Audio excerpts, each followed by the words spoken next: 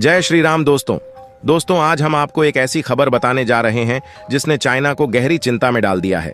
हालात ऐसे हैं कि बीजिंग के एक्सपर्ट्स भी हैरान हैं और इस बार जो हुआ है वो सिर्फ भारत ही नहीं बल्कि पूरे एशिया के लिए एक बड़ा संकेत है। भारत में एंटी चाइना सेंटीमेंट्स इतनी तेजी से बढ़ रहे हैं कि चाइना की नींद उड़ गई है। लेकिन दोस्तों, यह सिर्फ शुरुआत है। आपको अंदाजा भी नहीं होगा कि चाइना के लिए सबसे बड़ा झटका क्या है। एक सर्वे के मुताबिक 45% से भी ज्यादा भारतीय अब चाइनीज प्रोडक्ट्स को पूरी तरह से बाय बाय कह चुके हैं। लेकिन यही नहीं, कहानी यहीं खत्म नहीं होती। आगे जो हम आपको बताने जा रहे हैं वो चाइना के लिए किसी बुरे सपने जैसा है। भारत ने अपनी नॉन अलाइनमेंट पॉलिसी में ऐसा कदम उठाया है जिसे देखकर चाइना बुरी तरह हिल चुका है। क्या आप जानते हैं कि भारत ने चुपचाप अमेरिका के साथ अपने रिश्तों को इतना मजबूत कर लिया है कि चाइना अब खुद को बेहद कमजोर महसूस कर रहा है। क्वाड में भारत की भागीदारी चाइना के लिए एक बहुत बड़ी चुनौती बन चुकी है। आपको शायद ये जानकर और भी हैरानी होगी कि चाइना भारत से अपने रिश्तों को सुधारने की कोशिश कर रहा है, लेकिन भारत का रुख इतना सख्त क्यों है? दरअसल बॉर्डर विवाद को लेकर भारत ने ऐसा फैसला लिया है जिसने चाइना की उम्मीदों को तोड़कर रख दिया है। सोचिए, जब तक ये विवाद सुलझेगा नहीं तब तक चाइना भारत के साथ अपने आर्थिक रिश्तों को कैसे सुधार पाएगा। अब चाइना की हालत इतनी खराब हो गई है कि वह भारत से कह रहा है कि बॉर्डर विवाद को अलग रखो और हमारे आर्थिक रिश्तों को सुधारो। लेकिन दोस्तों, क्या ये मांग जायज है? आप सोच रहे होंगे कि भारत का इस पर जवाब क्या होगा। तो चलिए आपको बताते हैं। भारत ने साफ कर दिया है कि जब तक सीमा विवाद का समाधान नहीं होगा तब तक कोई भी संबंध आगे नहीं बढ़ेगा।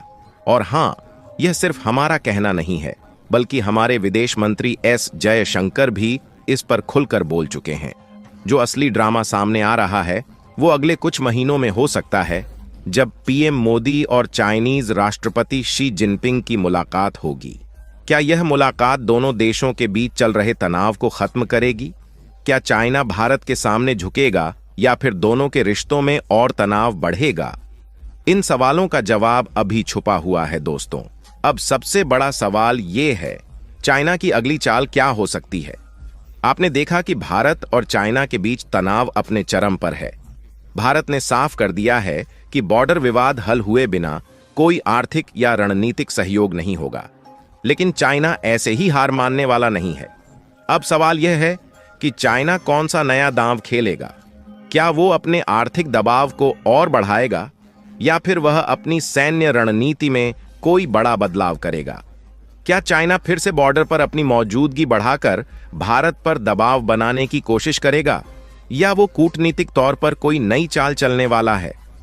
एक तरफ चाइना को पता है कि अगर वह भारत के साथ संबंध नहीं सुधारता तो वो दुनिया की सबसे तेजी से बढ़ती हुई मार्केट से बाहर हो जाएगा। लेकिन दूसरी ओर वो अपनी क्षेत्रीय महत्वाकांक्षाओं को छोड़ने को तैयार नहीं है। ऐसे में सवाल उठता है कि क्या चाइना किसी तीसरे देश के साथ मिलकर भारत पर कूटनीतिक दबाव बनाएगा? आपको क्या लगता है?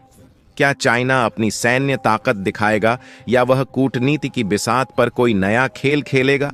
इस सवाल का जवाब जल्द ही मिल सकता है, क्योंकि सभी की निगाहें अब उस ब्रिक्स समिट पर टिकी हैं जहां पीएम मोदी और शी जिनपिंग का आमना सामना होने वाला है।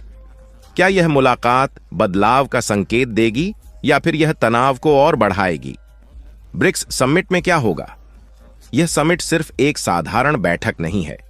यह वह मंच है जहां दुनिया के दो सबसे बड़े उभरते राष्ट्र भारत और चाइना आमने सामने होंगे।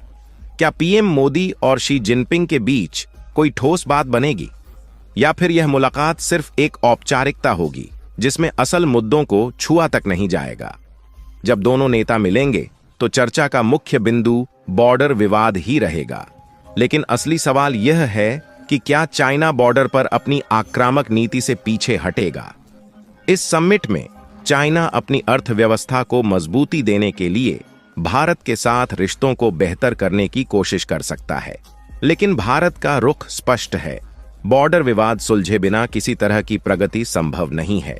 तो क्या यह समिट एक बड़ा ब्रेक थ्रू लाएगी या फिर बातचीत एक बार फिर गतिरोध में फंस जाएगी? दोस्तों, एक और बड़ा मोड़ यह है कि क्या ब्रिक्स के अन्य देश जैसे रूस, ब्राजील और दक्षिण अफ्रीका इस तनाव में कोई मध्यस्थता करेंगे? रूस के साथ भारत और चाइना दोनों के अच्छे संबंध हैं, तो क्या वह इस विवाद को हल करने में कोई भूमिका निभाएगा? यह ब्रिक्स समिट महज एक बैठक नहीं, बल्कि एक बड़े भू राजनीतिक खेल का हिस्सा है। अगर इस समिट में कोई बड़ा निर्णय लिया जाता है, तो यह पूरी दुनिया के लिए एक संकेत होगा कि आने वाले समय में एशिया की दिशा क्या होगी। रूस की भूमिका इस पूरे भारत चाइना गतिरोध में बेहद दिलचस्प और रणनीतिक रूप से महत्वपूर्ण है। रूस के लिए यह स्थिति एक जटिल बिसात की तरह है, जहां उसे भारत और चाइना दोनों के साथ अपने संबंधों को संतुलित करना है। आइए जानते हैं रूस की भूमिका क्या हो सकती है और वह इस मुद्दे में किस तरह से हस्तक्षेप कर सकता है। रूस के पास एक अनूठा अवसर है कि वह भारत और चाइना के बीच एक मध्यस्थ की भूमिका निभाए। रूस के भारत और चाइना दोनों से ही अच्छे संबंध हैं। भारत के साथ रूस का दशकों पुराना सैन्य और आर्थिक सहयोग रहा है और चाइना के साथ भी वह वैश्विक मंचों पर एक प्रमुख सहयोगी है। ऐसे में रूस इस तनाव को कम करने के लिए दोनों देशों के बीच बातचीत का पुल बना सकता है। ब्रिक्स समिट में भी रूस ऐसा कोई कदम उठा सकता है जहां वह दोनों पक्षों के बीच विश्वास बढ़ाने की कोशिश करे। रूस की नीति हमेशा से संतुलन बनाए रखने की रही है। यूक्रेन युद्ध के बाद रूस पर पश्चिमी प्रतिबंधों ने उसकी अर्थव्यवस्था को प्रभावित किया है और ऐसे में चाइना उसके लिए एक महत्वपूर्ण सहयोगी बना हुआ है। दूसरी ओर भारत भी रूस का बड़ा रक्षा साझेदार है और दोनों देशों के बीच व्यापार में वृद्धि हो रही है। इसलिए रूस नहीं चाहेगा कि उसके दो प्रमुख सहयोगी देशों के बीच तनाव और बढ़े। रूस कोशिश करेगा कि कोई भी ऐसा कदम न उठाए जो उसकी संतुलन नीति को खतरे में डाले। रूस भारत का सबसे बड़ा हथियार सप्लायर रहा है। जब भारत और चाइना के बीच तनाव बढ़ता है, तब रूस यह सुनिश्चित करना चाहेगा कि उसकी रक्षा आपूर्ति और सहयोग बिना किसी रुकावट के चलता रहे। भारत को S-400 मिसाइल सिस्टम और अन्य महत्वपूर्ण रक्षा उपकरणों की आपूर्ति जारी है, जो भारत की सुरक्षा को मजबूत करता है। हालांकि रूस इस बात का ध्यान रखेगा कि उसका कोई भी कदम चाइना को नाराज न करे, क्योंकि रूस चाइना संबंध भी बहुत महत्वपूर्ण है। रूस चाइना के साथ मजबूत कूटनीतिक और आर्थिक संबंध बनाए रखना चाहता है, खासकर पश्चिमी देशों द्वारा लगाए गए प्रतिबंधों के बाद। हालांकि वह भारत के साथ अपनी रणनीतिक साझेदारी को भी कमजोर नहीं करना चाहेगा। इसलिए रूस कूटनीतिक तौर पर दोनों देशों के बीच मध्यस्थता की भूमिका निभाते हुए ऐसा माहौल बनाएगा जिससे उसका कोई भी पक्ष नाराज न हो। यह स्थिति रूस को एक वैश्विक खिलाड़ी के रूप में और भी मजबूत बना सकती है। रूस का दीर्घकालिक हित यह है कि वह एक मजबूत ब्रिक्स संगठन बनाए रखे, जहां भारत और चाइना दोनों सक्रिय और सहयोगी हों।